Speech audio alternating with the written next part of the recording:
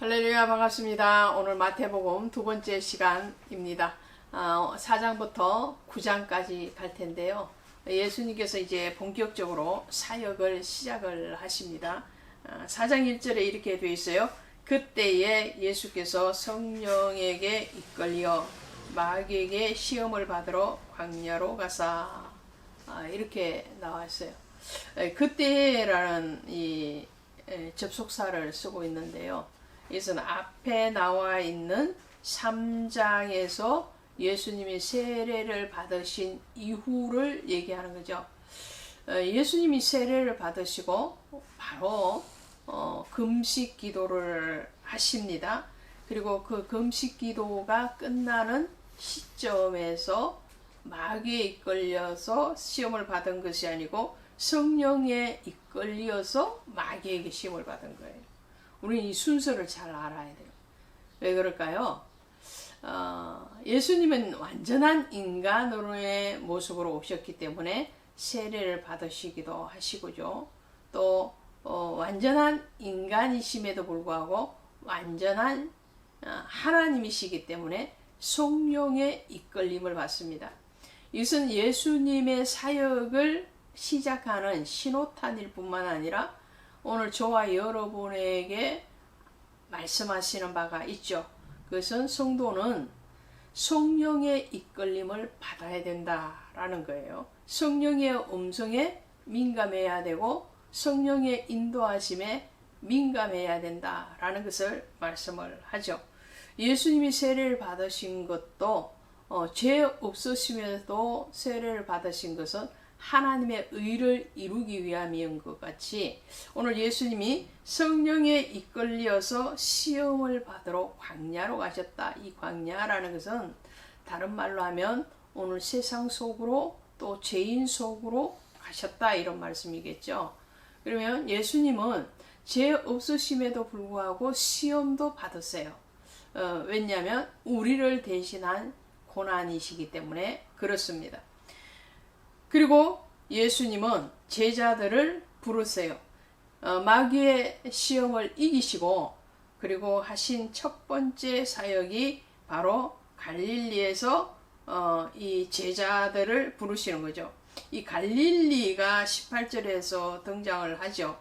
이 갈릴리는 굉장히 중요한 장소적인 의미를 가지고 있어요. 이스라엘의 북쪽에 위치한 이 갈릴리 지역에서 예수님은 제자들을 부르시고 그리고 거기에서 많은 치유의 기적을 일으키시죠. 그리고 부활하신 예수님께서 갈릴리 바닷가로 다시 제자를 찾아가시죠. 그러니까 갈릴리는 예수님의 가장 중심 사역인 제자 사역이 일어났던 곳이 바로 이 갈릴리입니다. 이제 5장에 오시면 예수님께서 하시는 사역이에요. 그 사역이 이제 말씀을 선포하는 하나님의 나라, 천국에 대해서 말씀을 하는 거거든요. 그래서 5장 1절에 가시면 예수께서 무리를 보시고 산에 올라가 앉으시니 제자들이 나온지라 이렇게 되어 있죠. 산에 올라가서 제자들에게 가르침을 주셨다 해서 산상수훈 이렇게 말을 합니다.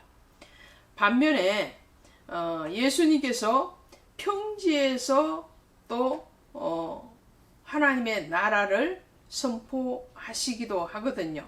그것이 8장 1절이에요. 마태복음 8장 1절에 가시면 예수께서 산에서 내려오시니 수많은 무리가 따르니라 이렇게 나오죠. 여기에서 이 산에서 내려왔다 그러니까 높은 곳에서 내려온 평지잖아요. 그래서 이것을 가지고 마태복음 5장은 산상수훈이다. 산 위에서 가르치신 교훈이다 해서 산상수훈. 또 8장 1절처럼 산에서 내려와서 평지에서 가르치셨다 해서 평지설교 이렇게 나누기도 합니다. 자, 산상수훈과 평지수훈은 비슷하면서도 다른 면을 가지고 있는데요. 하나님의 관점에서 사람들에게 너희는 이렇게 해야지 천국에 들어갈 수 있다. 이게 산상수훈이에요. 높은 자리에서 내려다보면서 하시는 말씀이니까. 예. 자, 그러면서 천국이라는 말을 등장시키고 있어요. 자, 5장 3절이죠. 5장 3절에 가시면 심령이 가난한 자는 복이 있나니 천국이 그들의 것임이요. 이렇게 나와요. 이 천국의 개념이 뭘까라는 거예요. 이 천국의 개념은 어떤 장소적인 개념을 얘기하는 게 아니에요. 하나님의 나라가 다스려지는 그 모든 곳이에요. 장소적인 개념으로 바로 적용이 될 수도 있지만 많은 부분에서 하나님의 말씀과 성령의 임재하심 가운데 인도함을 받는 성도들의 심령 그리고 삶을 얘기합니다. 마태복음에서 천국이라는 단어가 31회 이상 나오고 있어요. 그리고 하나님의 나라라는 말도 4번이나 나오죠.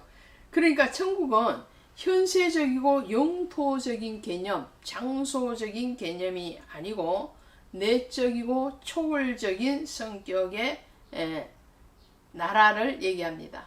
그 나라라는 것은 하나님이 주인이 되는 것이죠. 유대인들이 기다리던 메시아 왕국인 천국을 유대인들은 장소적인 개념으로 생각을 했지만 예수님은 장소적인 개념이 아님을 말씀을 합니다. 그래서 예수님의 초림으로 이미 예수 그리스도의 나라가 저와 여러분에게 임하여져 있죠. 그래서 예수님은 이렇게 말씀을 하시는 거죠. 마태복음 12장 28절에 가시면 이렇게 정의를 주님이 내리고 있어요. 12장 28절에 가시면 그러나 내가 하나님의 성령을 힘입어 귀신을 쫓아내는 것이면 하나님의 나라가 이미 너희에게 임하였느니라.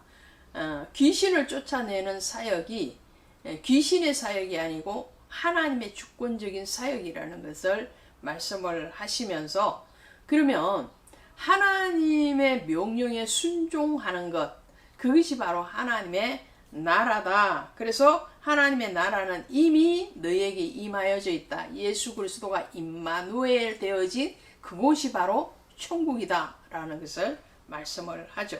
그러므로 여러분이 그리스도 예수를 영접할 뿐만 아니라 주님의 말씀에 또 주님의 인도하심에 순종되어지면 이미 여러분이 계시는 그곳이 천국이고 여러분의 마음이 지옥이에요. 마음이 지옥이냐 마음이 천국이냐는 말씀에 대한 순종이냐 그렇지 않느냐의 차이라는 것을 기억하시기를 바랍니다. 6장에 가시면 이렇게 말씀을 해요. 6장에 가시면 6장 3절에 너는 구제할 때에 오른손이 하는 것을 왼손이 모르게 하여 내 구제함을 은밀하게 하라. 은밀한 중에 보시는 너의 아버지께서 갚으시리라. 그래서 오른손이 하는 일을 왼손이 모르게 하라 그러잖아요. 오른손이 하는 일은 뭘까요? 의의 편이죠. 하나님의 일을 하는 거예요. 왼손이라는 것은 내가 주인 되고자 하는 육적인 존재를 얘기하는 겁니다. 하나님의 일을 할 때에 그것은 하나님의 힘으로 하는 것일 뿐만 아니라 하나님이 은밀한 중에 보시고 갚으신다라는 말씀을 하시죠. 그래서 6장에서는 너희는 이렇게 기도하라라고 말을 할 때도 6절에 가시니까 너는 기도할 때에 내 골방에 들어가 문을 닫고 은밀한 중에 계신 내 아버지께 기도하라. 은밀한 중에 보시는 내 아버지께서 갚으시리라. 할렐루야. 기도도 골방에 들어가서 기도해라. 그러면 은밀한 중에 보시는 하나님이 갚으시리라. 여기에서 골방도 앞서 말씀드린 천국과 같이 장소적인 의미가 아니에요. 여기에서 골방은 내적인 상태를 얘기하는 거죠. 주님과 나와의 관계만 성립되어지는 그 곳이에요. 예, 다른 세상의 것을 두리번 거리지 않고 나의 어떤 육적인 요소를 살피는 것이 아니라 성령의 이끌림을 받아서 그리스도 예수와 독대하는 것, 그것이 바로 골방의 의미적인 뜻을 얘기하는 거죠. 주님과만 대화하라 이런 거예요. 기도라는 것은 주님과 대화하는 것이다. 세상과 대화하는 것이 아니고 옆에 있는 다른 사람과 대화하는 것이 아니고 내 안에 있는 또 육적인 나와 대화하는 것이 아니고 주님과 대화하는 그곳에서 주님이 들으시고 주님이 응답하시겠다라고 말씀을 하십니다. 그러면서 주님이 너희는 이렇게 기도하라. 9절에 하늘에 계신 우리 아버지여 이름이 거룩히 여김을 받으시오며 나라가 임하시며 뜻이 하늘에서 이루어진 것 같이 땅에서도 이루어지이다. 이렇게 나오잖아요. 그러니까 주기도문을 할 수 있는 수준, 그 영적인 수준은 어떤 사람이 주기도문을 할 수 있느냐? 천국이 임재되어진 사람, 그리고 골방의 기도를 할 수 있는 사람이 주기도문을 한다라는 거예요. 우리는 예배 시간에 또 무시로 주기도문을 암송하듯이 주문 외우듯이 하지만 그것이 아니라는 것이죠. 그것이 아니고 주님의 나라, 그래서 하나님의 뜻이 하늘에서 이루어진 것 같이 땅에서도, 여기서 하늘과 땅은 어떤 개념일까요? 여기서 스카이 하늘을 얘기하는 게 아니죠.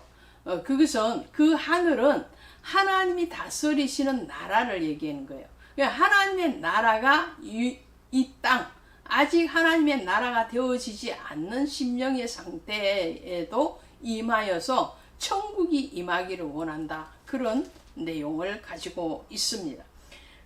또 헌신에 대해서 말씀을 할 때도 19절에 보니까 너희를 위하여 보물을 땅에 쌓아두지 말라. 거기는 종과 독록이 해하며 도적이 구멍을 뚫고 도둑질한 오직 너희를 위하여 보물을 하늘에 쌓아두라. 그러죠. 예, 하늘에 쌓는 보물, 그것은 주님 앞에 드려지는 거예요. 그것은 우리는 헌금이라고 쉽게 얘기를 하죠. 예, 헌금뿐만이 아니에요. 헌금만 하늘의 보화에 쌓여지는 것이 아니고 은밀한 중에 보시는 하나님께 드려지는 모든 기도, 모든 구제, 모든 헌신도 하나님의 나라에 임하는 것이다 라는 것을 말을 합니다. 7장 7절에 가시면 구하라 그러면 너희에게 주실 것이요 찾아라 그리하면 찾아낼 것이요 문을 두드리라 그리하면 너희에게 열릴 것이니 이렇게 나오죠. 그래서 구하라 찾아라 두드리라 그렇게 할 수 있는 사람이 되어지기를 원합니다. 우리가 구하는 것이 아니에요. 사실은 성령께서 우리에게 구하게 하시고 찾게 하시고 두드리게 하시죠. 성령의 인도하심에 민감한 사람. 그리고 8장에 가시면 나병 환자를 치유하시면서 백부장 하인을 고쳐주시죠. 이제 치유의 사역이 본격적으로 일어나는 것을 보게 됩니다. 그 치유를 할 때에 백부장의 종을 고쳐줍니다. 이 백부장이라는 단어를 쓴 걸 보면 로마인이라는 것을 알 수가 있겠죠. 로마의 군대 장수였던 사람의 종을 주님이 고쳐주시는데 여기에서 중심은 뭐냐면 이 백부장의 신앙이에요. 백부장이 8절에서 이렇게 말을 합니다. 주여 내 집에 들어오심을 나는 감당하지 못하겠사오니 다만 말씀으로만 하옵소서. 그러면 내 하인이 낫겠습니다. 말씀을 의지하는 하나님이 육신이 되어 오신 분이 예수님이신데 그 예수님이 하나님의 능력, 병을 고쳐내는 능력을 가지고 있을 뿐만 아니라 그것을 말씀으로 행하신다. 직접 가서 안수하고 축기 사역을 하고 그렇게 해서 고치지 않아야 해도 하나님의 권능은 멀리 떨어져 있어도 시공간을 초월해서 드러난다는 것을 이 백부장이 믿음으로 고백을 하죠. 거기에 대해서 10절은 이렇게 말을 합니다. 8장 10절에서 예수께서 들으시고 놀랍게 여겨 따르는 자들에게 이르시되 내가 진실로 진실로 너에게 이르노니 이스라엘 중 아무에게도 이만한 믿음을 보지 못하였노라.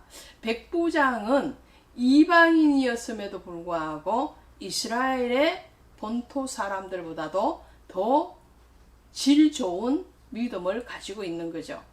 오늘 여러분에게 그러한 믿음이 요구되어지고 또 그러한 믿음이 있기를 축원드립니다. 그래서 주님은 우리의 연약한 것을 고쳐내시기 위해서 오신 분이시기 때문에 9장에서도 중풍병자의 치유 사건을 그대로 가지고 옵니다. 그래서 이 중풍병자를 치유하실 때에는 어떠한 사건인가요?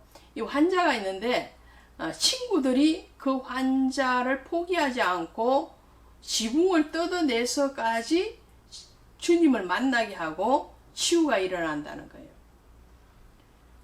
그래서 주님은 9장 2절에서 침상에 누운 중풍병자를 사람들이 데리고 오거늘 예수께서 그들의 믿음을 보시고 중풍병자에게 이르시되 작은 자야 안심하라 뇌 죄사함을 받았느니라. 할렐루야. 죄사함의 권세가 주님께 있다라는 것을 말씀을 하고 계시죠.